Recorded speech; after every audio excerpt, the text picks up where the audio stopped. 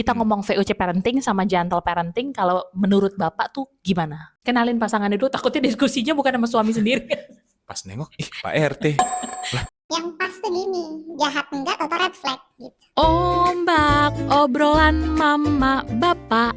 Ombak. Halo, ketemu lagi di Ombak, obrolan mama bapak dan set baru ya kan. Yang masih sama, masih dengan mama dan juga Bapak. ini Instagramnya. Ini juga baru nih.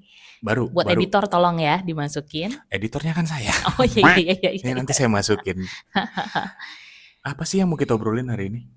Sebelum kita ngobrol apa, gimana kalau kita trivia? Suka ini atau itu, suka ini atau itu. Oke, boleh. Ya, kita mulai ya. Oke. Coba gue spaghetti atau bakso? Indonesia banget sih gue bakso. Bakso, oke. Terus pop atau jazz? Pop sih. Pop. Pop. Terakhir, gentle parenting atau VOC parenting? Ini menarik sih ya, Jawab dulu. Sebenarnya pengennya gentle. Tapi kayaknya masih harus banyak belajar untuk ke arah situ ya. Kalau dari pengalaman kita pribadi lah, mengasuh 2 anak di rentang usia balita yang suka tantrum, tiba-tiba mungkin masih bingung mengekspresikan emosinya mereka. Tapi sebelum kita ke anak-anak, kayaknya ngelihat ke belakang deh. Lo termasuk yang bapak tuh termasuk yang dibesarkan dengan gentle parenting atau memang VOC parenting itu sudah dialami waktu masa kecil? Mendarah daging. Oh, sama mendarah dong ya. Daging buat yang berasal rata-rata dari suku Batak sama yang dari daerah Indonesia Timur tahu banget pasti. Rasanya gimana dulu tuh kita akrab ya dengan sapu lidi. Iya. Dengan suara yang besar, dengan hukuman gitu. Kadang malah belum sampai ke situ, dari ekspresi muka orang tua aja tuh kita udah tahu bahwa aduh ini kayaknya gue bikin salah apa nih, dosa apa nih gitu. Kita masuk dalam sebuah perangkap gitu kan. Tapi kita tuh generasi yang ada luka batinnya gak sih? So kalau misalnya kita start dari zaman kolonial itu kayaknya, dan upbringing itu maksudnya sampai sekarang kita masih begitu, kayaknya kita bawa si baggage itu. Iya, maksudnya sedikit banyak kayaknya itu juga mempengaruhi bagaimana ya kita kelahiran 90-an sih. Maksudnya pada saat itu tuh KPAI belum terbentuk kayaknya. Jadi belum ada sedikit-sedikit laporan KPAI gitu kayaknya. Dicubit di depan umum tuh masih hal yang wajar. Betul. Sekarang tuh kayaknya kita udah jarang sih ngelihat yang kayak gitu. Cuman setuju gak sih kamu kalau itu tuh mempengaruhi sedikit banyak gaya ya kita sebagai orang tua muda, terus kita mau mencoba mendidik anak-anak kita kayak ingatan-ingatan masa lalu tuh balik gitu gak sih? Kayaknya kita mulai dari situ. Kita cerita masing-masing pengalaman kita, ketika sebelum kita punya anak. Artinya maksudnya ketika kita masih jadi anak dan kemudian kita jadi orang tua, yang kita juga masih ada anak, kita masih sebagai anak. Betul. Tapi kita sudah punya peran baru sebagai orang tua. Betul. Biar kita bisa tahu sebenarnya masih kebawa nggak nih baggage waktu kita masih kecil dengan didikan orang tua yang VOC. Dari bapak atau mama dulu nih? Ya terserah. Ladies first. Katanya ladies first. Nah, jadi gue tuh tumbuh besar sama kayak bapak kurang lebih, cuman lebih ke prestasi akademis. Oke. Jadi hal yang keras itu sebenarnya nggak di semua aspek, spesifik hanya di bidang akademis. Maksudnya nilainya harus ada standar tertentu. Jadi ada SKBM-nya ya. Kalau KKM segitu, gue harus di sini nih. Nggak, ini kita satu angkatan nggak sih? Kok satu SKBM, satu KKM sih? Apa sih? Nanti cari ya. Ketika kita masa sekolah. Gue ingetnya sih SKBM sih waktu SMA ya. Oke. Lanjut. Nah, untuk aspek yang lain tidak begitu. Gitu. Tapi dalam perjalanannya gue jadi banyak merasa bahwa gue jadi pribadi yang memang tidak pernah puas gitu loh, haus akan aktualisasi diri, ngerasa bahwa kalau belum sampai ini gue belum layak, kalau gue belum sampai sini gue belum layak gitu. Jadi ada standar yang harus dituju dulu, baru puas. Dan itu nggak pernah terjadi sebenarnya. Karena Oke. begitu sampai di situ gue akan punya standar lagi. Jadi gue tidak pernah mencapai apa yang namanya itu tingkat tertinggi ultimate goalnya tuh nggak ada gitu. Nah, gue sudah punya pemahaman itu sebelum menjadi orang tua. Ya. Nah, gue tidak merasa itu baggage yang tidak dihitung. Ya.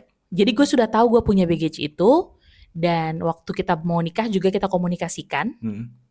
Kayaknya kita pernah bahas cuma tipis-tipis bahwa gue kayaknya nggak mau deh gini, termasuk tidak mau menetapkan standar tertentu buat anak-anak supaya gue bangga sama lo. Betul. Gitu. Biarkan mengalir aja gitu kan. Karena kita sepakatnya kalau nggak salah, setiap anak itu punya bakat dan ketertarikan sendiri. Betul. Gitu. Minatnya dan juga ekspertisnya beda-beda. Dan kita nggak mau magerin itu. Betul. Ya, okay. Nah gitu. Jadi maksudnya tidak ujuk-ujuk gue nggak tahu bahwa gue punya baggage yang akan mempengaruhi cara gue cara parenting gue. Unfortunately, begitu jadi orang tua dan masuk fase di mana anak mulai belajar, ternyata keluar dong. Maksudnya hal-hal yang sebenarnya sudah gue antisipasi sebelum jadi orang tua. Yang pengen ditahan gitu ya. Maksudnya mitigasi nih. Nah, jadi sebelum itu terjadi, gue sudah punya hal-hal yang harus dipersiapkan supaya itu tidak terjadi. Ataupun kalau terjadi, gue harus gini. Ada opsi lain yang lebih halus gitu ya. It doesn't work dong. Ternyata darah-darah Belanda itu masih mendarah daging. Tapi berarti kamu termasuk yang setuju bahwa bagaimana cara kita dididik dulu itu sedikit banyak mempengaruhi bagaimana cara kita mendidik sekarang? Iya, ternyata. Maksudnya di tataran kognitif mungkin kita menolak bahwa itu nggak bagus, nggak relevan, nggak bisa. Tapi ketika kayaknya sampai refleksnya ketika menghadapi realnya gitu ya. Atau ketika kita sudah diuji pada level tertentu, keluar deh itu sisi-sisi itu gitu. Maksudnya tidak sepenuhnya hilang gitu. Yang mana darah Batak mengalir deras.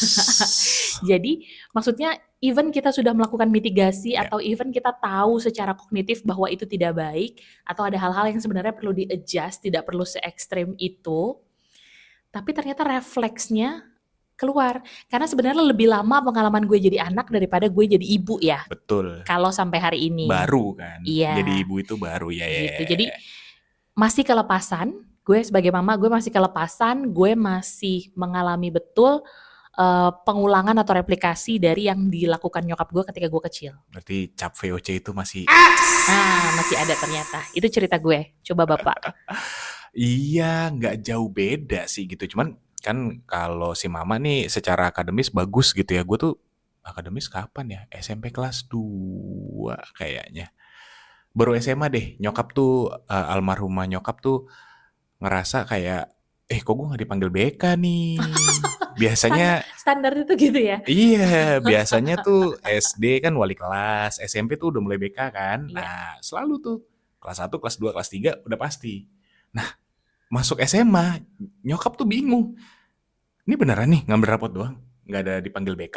Nah, tapi kan selain itu namanya anak laki-laki ya. Ini sebagai catatan aja bahwa gue memiliki beberapa bekas jahitan. Disclaimer dulu ya. Di kepala itu ada 3, terus di kaki itu ada 1, di tangan ini sebelah kanan ini ada 1 patah tulang karena kecelakaan motor. Jadi kayaknya gue nggak tahu, mama tuh sampai umur berapa ngerasa bahwa udah mulai mereda? Begitu gue, bahasanya akil balik kali ya, begitu gue mendapatkan haid pertama gue di kelas 6 SD. Itu tuh sebenarnya temperamennya sudah turun gitu. Brutalnya tuh sampai kelas 6 SD aja. Nah, beda kan? Gitu. Gue sampai 3 SMA.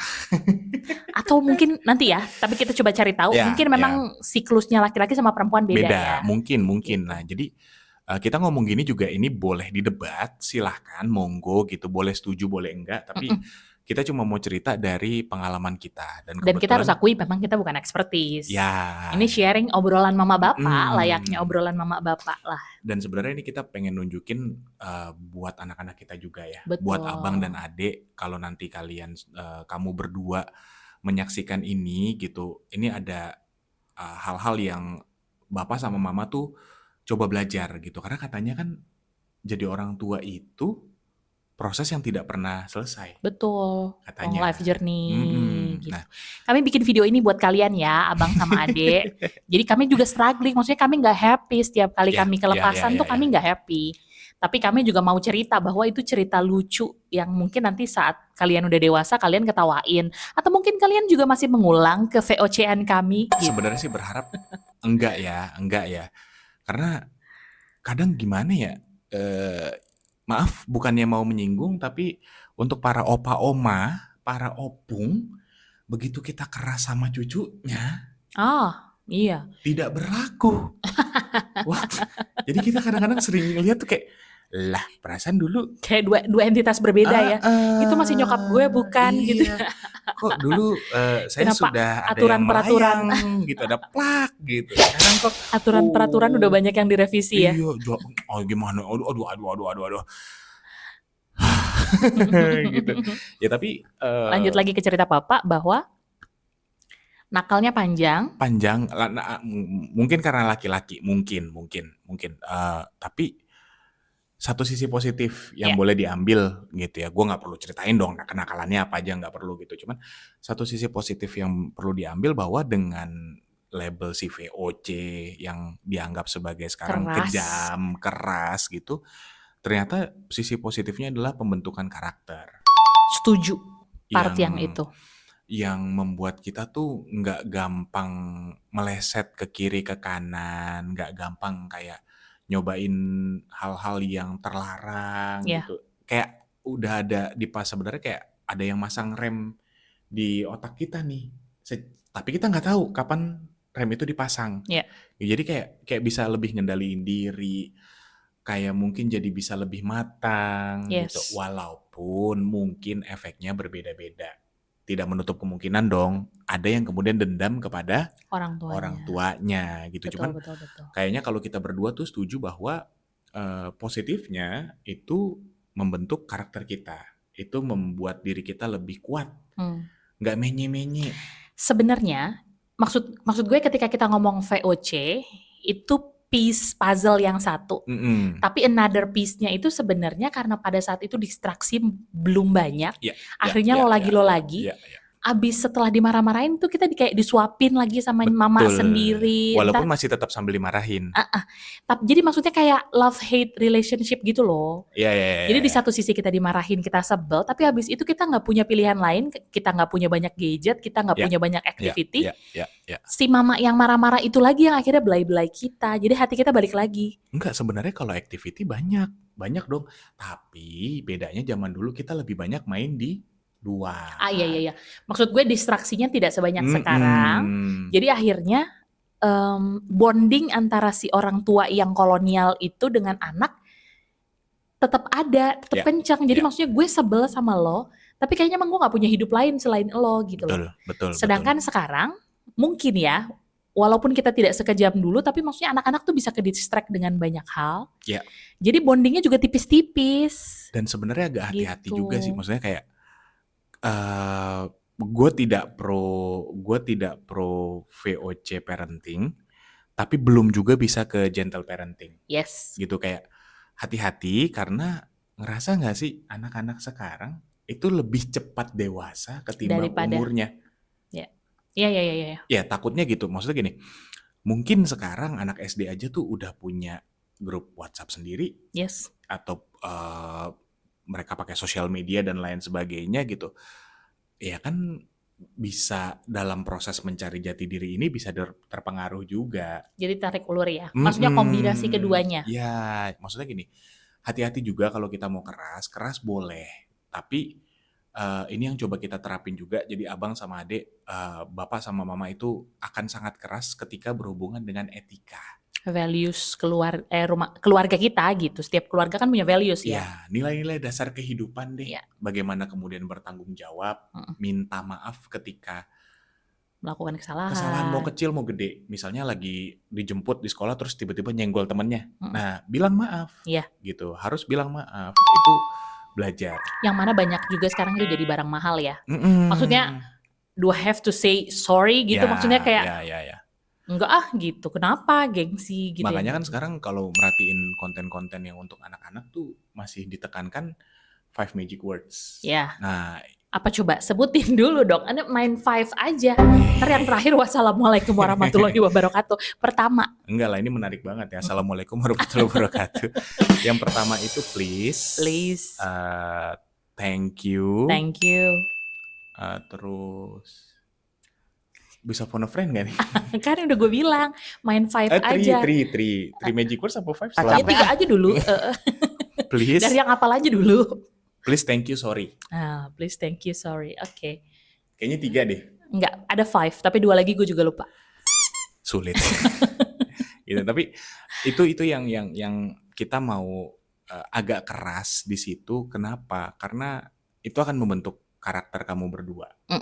Kita percaya itu akan membentuk karakter kamu berdua. Kita nggak mau, atau sebenarnya buat kita kalaupun nanti kamu berdua menjadi sosok yang pintar, sosok yang besar, sosok yang hebat, tapi tanpa punya karakter, itu tuh kayaknya enggak gitu. Iya.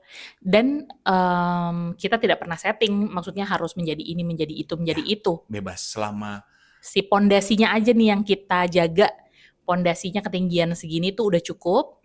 Pilihan selanjutnya, karena gue ngerasain ketika sekarang sudah mulai sekolah, sudah tidak terlalu keras gitu loh mengajarkan, karena dia udah punya basic gitu. Maksudnya hal-hal yang common, maksudnya buat kita itu adalah values kayak tadi, bikin salah, aduh maaf ya, atau sekedar permisi mau lewat, ada orang sedang duduk permisi gitu. Di usia 5 dia sudah bisa melakukan itu, dan buat gue tuh kayak bangga, sama bangganya ketika dia tampil, sama bangganya ketika dia bisa naruh piring ke tempat cucian piring kotor gitu. Buat gue tuh level kebanggaannya tuh sama. Walaupun sebelum usia 3 ke bawah itu rasanya kalau menurut orang tua gue, karena nyokap gue masih ada ya, Kak berlebihan, ngapain sih anak 2 tahun diajarin begitu gitu. Anak 3 tahun diajarin begitu tuh gimana sih, buat apa gitu. Ya, buat bangun pondasi itu. Tapi kebetulan anak kita mau belajar. Kalaupun pada saat umurnya belum mau belajar, ya jangan dipaksa juga sih. Maksudnya, iya. Kayak Cuman, lebih pelan-pelan. Nah, pada saat itu gue menerapkan si VOC itu ketika mengajarkan itu gitu, karena dianggap belum waktunya. Jadi agak sedikit, bukan yang jangan bayangin maksudnya yang dipukul, yang di itu enggak, cuman kayak lebih keras aja suaranya. Gitu. Dan umur 2 tahun, 3 tahun itu sudah dibiasakan untuk berpikir hal-hal logis gitu loh, kenapa harus begitu. Jadi maksudnya bilang permisi itu bukan karena takut tiba-tiba ntar jadi badannya gatel-gatel, bukan. Gitu, maksudnya hal-hal yang common sense gitu, sebenarnya itu kan yang sebenarnya dilakukan sama orang tua kita dulu. Tapi maksudnya caranya agak sedikit lebih halus, sedikit gitu. Sedikit aja gitu. Cuman ya aku sih melihatnya gitu ya, bahwa VOC parenting yang sekarang kata orang-orang tuh VOC parenting. Tapi biar kita di halaman yang sama, coba definisi dulu deh. Menurut Bapak bedanya VOC parenting sama gentle parenting tuh apa? Biar kita di term yang sama dulu nih, takutnya hanya dari sisi keras atau tidak keras, sudah gitu doang. Kalau kita ngomong VOC parenting sama gentle parenting, kalau menurut Bapak tuh gimana? Kalau ngelihat dari sosmed ya, yang artinya didefinisikan banyak konten kreator di luar sana, VOC tuh pokoknya yang salah dikit diteriakin. Lagi nangis digendong tapi diem gitu. Ada yang pakai bahasa cicing gitu. Ya kocak juga sih sebenarnya ngeliatnya, cuman kita tuh kayak inget lagi, itu VOC ya. Dulu begini lagi. Definisinya gitu. VOC tuh kayak gitu. Tapi yang nggak ditampilkan kan sebenarnya. Si orang tua itu powerful, si anak-anak itu justru. Pokoknya lo ikut arahan gue dah. Aba-aba orang tua ambil alih. Tapi yang tidak dikasih lihat di sosial media adalah ya jujur-jujuran aja kita ngerasain yang namanya dicubit, Iya, kita ngerasain yang namanya dipukul. Itu kan I yang did. nggak kelihatan sekarang di sosial media gitu. Mm-mm. Sedangkan gentle parenting itu lebih kepada bagaimana dengan kayaknya ya, aku sih ngelihatnya Nikita Willy. Oh iya. Itu kayak Hai. Maaf. kayaknya itu deh, maksudnya crush waktu kecil kali ya, enggak? Enggak juga sih, cuman kayaknya orang-orang tuh banyak yang memparodikan kontennya dia.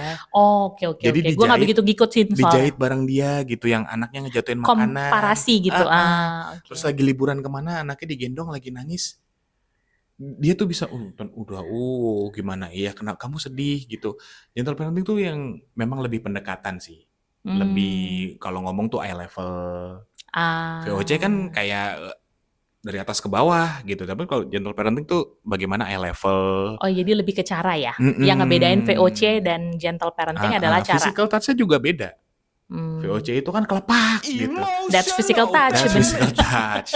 Kalau gentle parenting kan lebih kayak Belai. apa, kamu ngerasain apa, lebih ngegali kali ya apa yang dirasakan, mau afirmasi gitu. Kalau VOC because I said so.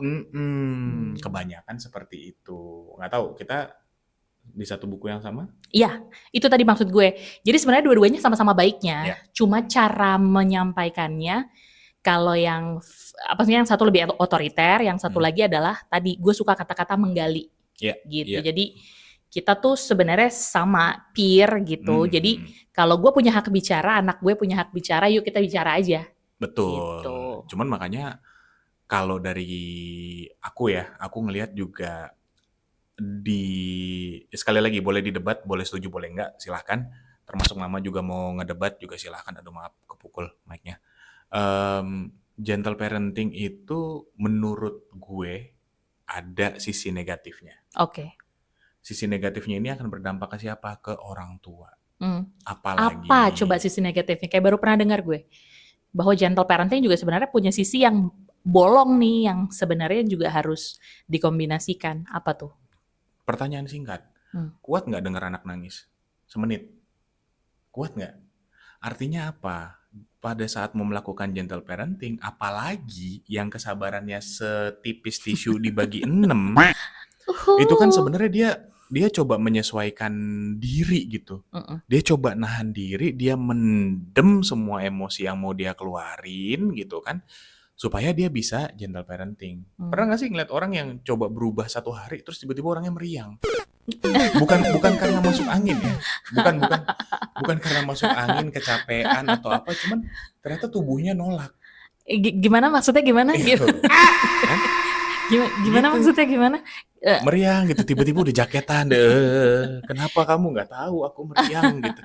Ya karena gini, berarti dia mencoba menahan emosi itu, cuma emosi yang dia tahan itu disalurkan kemana? Apa dia pendem bulet-bulet? Yang kemudian suatu saat bisa jadi bom waktu dong. Yes. Atau bisa jadi yang ngerugiin dia sendiri. Di saat mungkin dia seorang ibu rumah tangga juga. Yeah. Cucian numpuk. Full time mom. Piring kotor. Belum lagi suami kayak Firaun. Gimana janggut? Suami Firaun tuh gimana sih? Tinggal di dalam sping. Kayaknya berarti keywordnya adalah yang pertama, lo sembuh dulu gak sih? Selesai dulu sama urusan pribadi lo. Maksudnya kalau lo punya baggage, lo berdamai dulu gitu. Sebenarnya kan yang bikin kita terganggu anak-anak teriak itu adalah karena kita membayangkan dulu, gue tuh gak boleh nangis lama-lama. Tapi kalau dulu kita diizinkan untuk nangis lama-lama, kayaknya kita gak akan terganggu deh sama anak-anak yang nangis lama-lama. Gitu. Jadi maksud gue, ketika lo mau memilih untuk melakukan atau transisi dari VOC ke gentle parenting, kayaknya atau dari gentle parenting ke VOC berubah pikiran ya. Namanya transisi. Boleh dong, boleh ya. Boleh aja. Iya, vice versa kan. Maksudnya lo selesai dulu sama baggage lo. Kalau menurut aku bukan selesai dulu. Gimana dong? Kenalin dulu. Oh. Kenalin diri dulu gitu. Kenalin diri dulu gimana.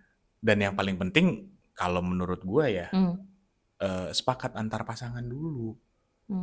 Nggak Sebelum antar pasangan nggak diri sendiri dulu. Kalau menurut gue diri sendiri dulu. Iya, maksudnya kenalin dulu diri sendiri, sepakat sama pasangan, Yes. karena udah nggak bisa sih, kita udah pernah nyoba kan good cop bad cop. Enggak. Dan kita nggak percaya dengan adanya good cop, bad cop. Karena kita berdua adalah bad cop. Iya. Ternyata mecah kubu. Yes. Jadi mecah kubu. Ada masanya si abang dulu, pokoknya larinya ke mamanya. Ke bapaknya tuh nggak mau. Betul. Gitu. Nah itu kita pelajarin, terus akhirnya ya kita sepakat gitu bahwa mau di level mana nih. Gitu. Jadi kenalin dulu deh, kenalin diri sendiri, kenalin yang lebih utama adalah kenalin bagaimana anak-anak kita. Kenalin pasangan itu, takutnya diskusinya bukan sama suami sendiri. Pas nengok, Pak RT. Kayak diskusi orang. Kita kayak ngobrol gitu. Tapi bapak siapa gitu kayak. Bentar Pak, maaf. Kayak kenal siapa. Ngelaba mulu bocahnya. Capek gue. Nggak, takutnya ngobrolnya udah kejauhan. Tahu suami orang. Pusing gue. Nggak, maksudnya kayak obrolan kita sebelumnya, apapun itu, karena setiap keluarga punya destinasi yang mau dituju, setiap keluarga punya goal yang mau dicapai. Goal itulah yang menentukan, udah dong, goal itu yang menentukan gimana cara kita men-treat anak-anak kita supaya tercipta kenyamanan di rumah. Sih, ya nggak sih? Gue jadi, tenang dulu. Kan udah mulai keluar VOC gue, iya kan? Iya kan? Iya. Maksudnya kalau emang kita mau ngelatih anak-anak, bukan maksudnya pengen jadi angkatan gitu, kayak yo ngapain gentle parenting, ya emang dari kecil anak-anak harus dibiasain pakai cara yang keras. Enggak gitu juga dong, ada masanya, nggak langsung dari ya kebetulan almarhum bokap angkatan udara dulu gitu, jadi emang keras juga, cuman menurut gua nggak harus gitu-gitu juga, kan nanti ada masa dia pendidikan. Oh, jadi nggak perlu juga. Jangan ya, terus langsung. Maksudnya apa kata kuncinya yang apa-apanya dong? dong. Iya, gimana? Apa kata kuncinya yang buat kita untuk sekarang gue harus keluarin gentle, sekarang gue harus VOC buat keluarga kita ya. Kalau lo ngerasa kapan gue harus gue nggak bisa pakai gentle untuk case yang ini, gue akan ngeluarin sedikit power gue sebagai orang tua, jadi keluar sisi VOC-nya. Iya, sebenarnya gini, sekali lagi balik lagi kepada kenalin diri kita dulu, kenalin keluarga kita dulu, benar-benar kenalin anak kita deh. Iya, serius, itu proses yang cukup panjang sebelum akhirnya mulai menentukan, karena akan ada proses uji coba nih, gagal, berhasil dan segala macam gitu. Kayak gue deh sekarang, gue mencoba, kalaupun kesel gitu ya, mencoba mendekati anak dengan tone yang agak rendah. Karena katanya kalau orang lebih didekati ya lebih mudah diterima, dengan tone yang agak rendah tuh lebih mudah diterima. Berhasil atau enggak ya kita pantau gitu, kita pantau bisa atau enggak gitu. Yang kemudian nih abang sama adek waktu video ini dibuat, kamu berdua itu masih lebih takluk dengan suara yang besar. Langsung abang umur kaget, 5, adek gitu. umur 2. Langsung kaget. Nah, seneng gak bapak sama mama melakukan itu? Enggak. Bener deh. Tiap malam tuh sebelum tidur akhirnya apa? Nyesel. Iya, betul. Nyiumin kamu berdua, gitu, ngelus kepala kamu berdua, karena kita tahu kamu berdua tuh anak yang baik. Betul. Anak yang pintar gitu. Cuman ya ini prosesnya gitu, bahwa ada proses.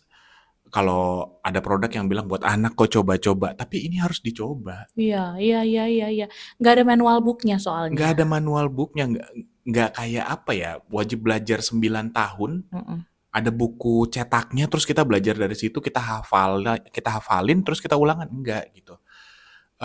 Prosesnya mungkin panjang gitu, tapi suatu saat akan menemukan polanya gitu. Tapi sejauh ini kalau kita berdua lebih kepada hal-hal yang esensial, etika dasar, pembentukan karakter, itu kita bisa dibilang toleransinya 0. Karena apa? Itu menurut kita tabungan juga buat mereka. Buat masa depannya mereka, jadi mereka tuh menjadi pribadi yang utuh. Jadi untuk case yang itu, kalau diperlukan sedikit lebih keras, pasti dilakukan.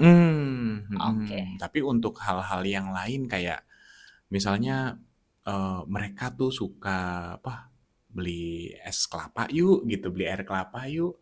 Ya dengan cara yang gentle. Ya. Ketika mereka juga abang dan adik berantem, nah kita juga coba pendekatan yang gentle. Iya. Kenapa? Kalau keras takutnya entah abangnya yang membenci adiknya atau sebaliknya, atau bahkan dua-duanya nanti akan membenci orang tuanya. Wah ini yang repot. Yes.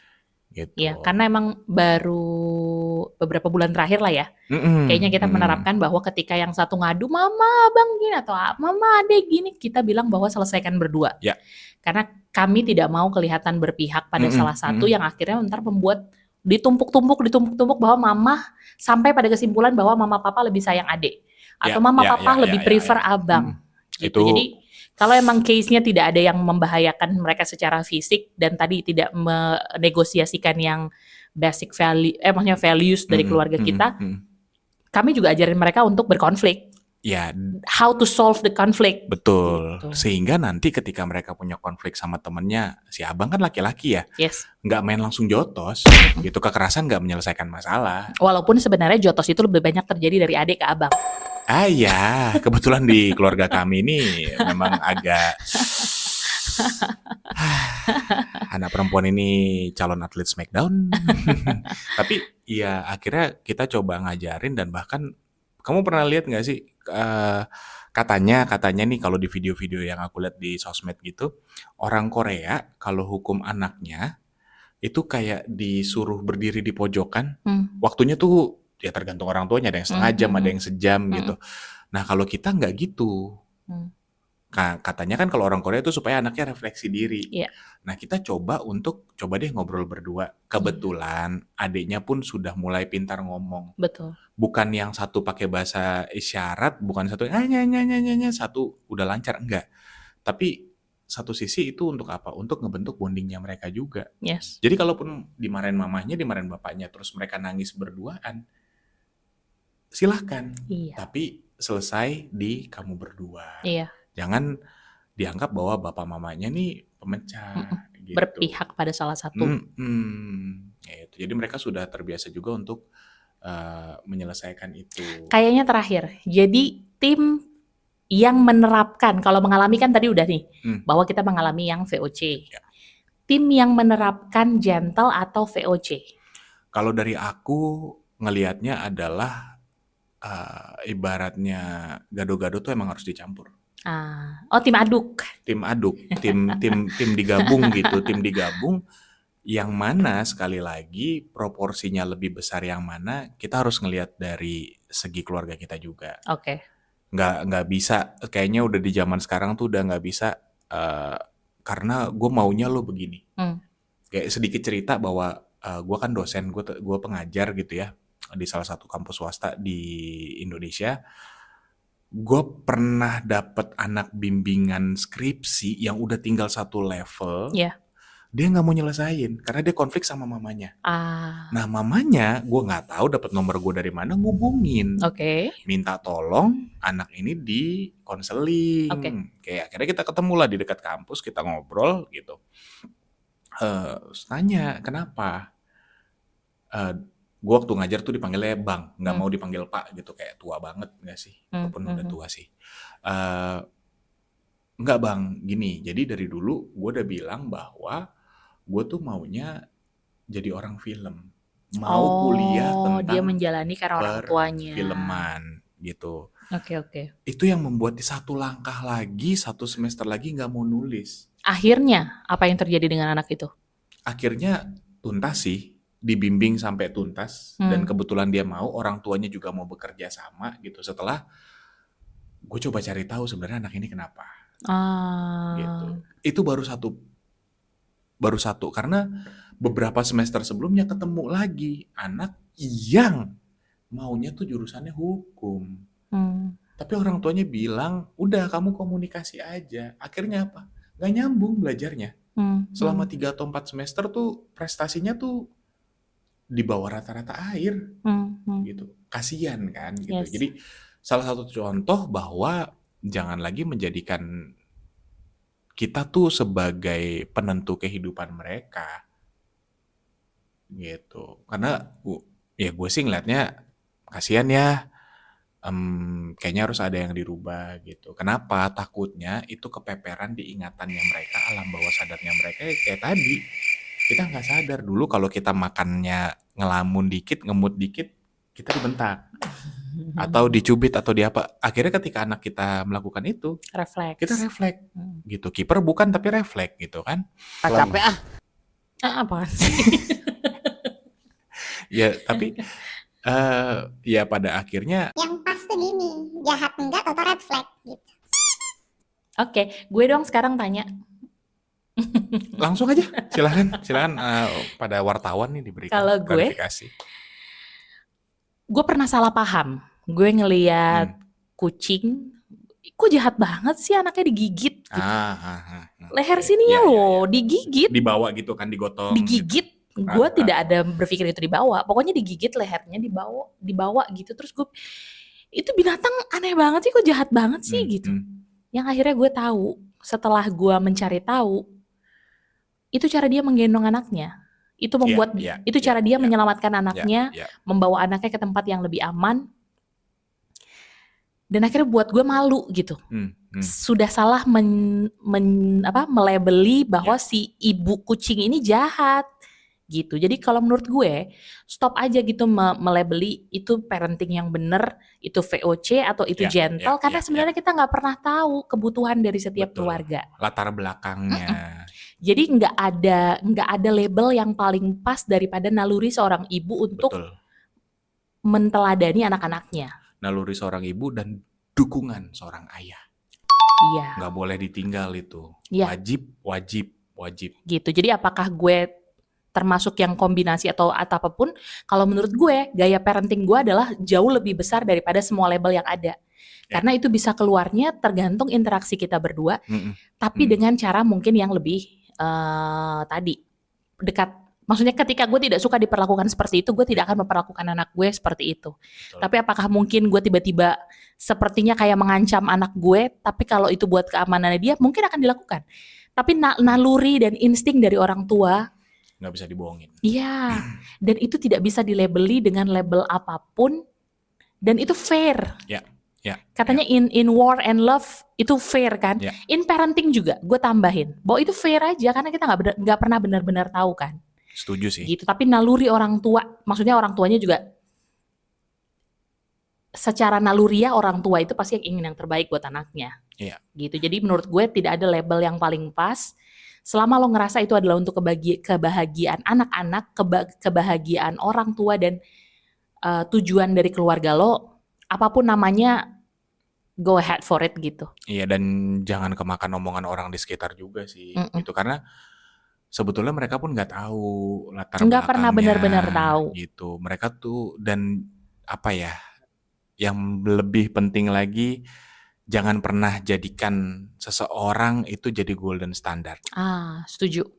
Gitu. Karena sekarang kayaknya di era sosmed yang banyak banget konten dan lain segala macam, kalau kita main telen-telen aja nggak dikunyah, kita repot gitu, keracunan sendiri. Gitu. Iya. Nah, overdose akhirnya. Itu bahaya sih gitu. Apakah kita Willy dengan gentle parentingnya itu menjadi sebuah golden standard? Menurut gue sendiri sih enggak. Gitu. Tapi boleh jadi acuan bahwa gimana ya cara belajarnya supaya bisa sampai di level itu atau mendekati. Atau minimal itu esensinya adalah kenapa sih dia melakukan itu, apa sih maksudnya esensi dari itu, bukan cara dia memperlakukan anaknya.